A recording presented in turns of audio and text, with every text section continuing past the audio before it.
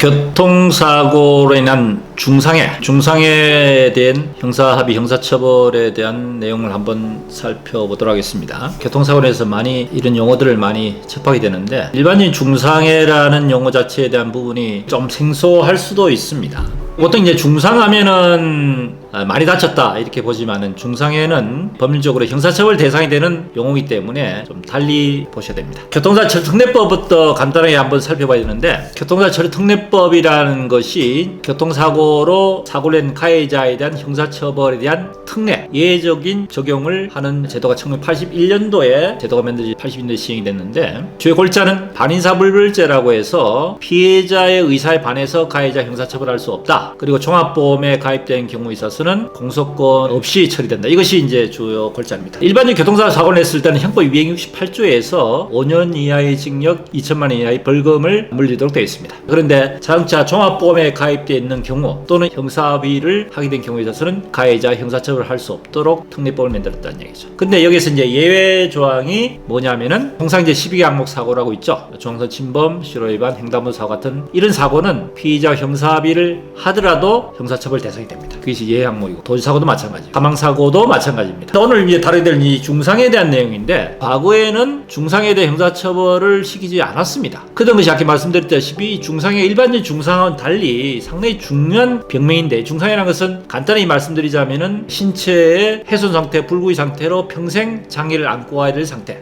가장 대표적인 예가 식물인간이라든지 사지마비 또는 외상근 치매라든지 또는 절단환자라든지, 이런 평생 신체 불구 상태를 안고 살아가는 중증의 장애가 예상되는 이런 병명의 환자들은 일반적인 중상해와 좀 틀리지 않겠습니까? 그럼 이런 중상해에 해당되는 부상을 입히게 된 가해자에 대해서 형사처벌을 하지 않겠다는 것은 뭔가 형평성에 문제가 있다라는 문제를 제기를 해서 2009년도에 헌법소원의 중상해에 대한 부분에 대해서 형사처벌을 시켜야 된다는 내용에 대해서 교통사고처벌특례법에 대한 문제를 제기해서 이 중상해에 대한 부분도 형사처벌을 시켜야 된다는 것으로서 헌법소원에서 판결이 났는 거죠. 그 이후로는 중상해도 형사처벌 대상이 된다는 것이 교통사고특례법에 게재가 됐습니다. 이 중상해가 사실은 굉장히 중요한 내용인데도 불구하고 법적으로 중상해냐에 따라서 상당히 중요하다는 말씀드리지 않습니까? 보통 일반적 경찰 단계에서 보면은 의사의 진단을 가지고 판단했는데, 이게 중상해는 정확한 용어가 없으면은, 또는 용어 자체가 애매한 경우에 있어서는 중상해 처벌을 해야 되는지 여부에 대한 부분이 문제될 수 있지 않겠습니까? 일반적으로 병원에서 중상해 진단을, 진단 주수가 뭐 10주, 12주, 16주 이렇게 나온 데서 그걸 중상해 보는 것은 아닙니다. 중상해에 대한 것은 말씀드렸다시피 신체의 영구적 훼손 상태, 불구의 상태가 영구적이 잔존이 돼서 일상생활이 어려울 상태, 이런 경우를 중상해라는데, 그런 용어에 대한 정확한 문구, 또한 이것이 중상해에 해당된다는 내용에 대한 명확한 문구가 기재되지 않으면은 경찰서의 조사관들이 이걸 중상해로 처리를 하지 않고, 또는 주치의한테, 발급한 주치의한테 공문을 보내가지고 중상해 여부에 대한 질의를 해서 회신을 받아 처리한 경우가 많습니다. 근데 환자 상태가 아직까지 유동적이고 앞으로 계속 경과를 지켜봐야 될 그런 상태로 의사 소견을 낸 경우에 있어서는 경찰에서는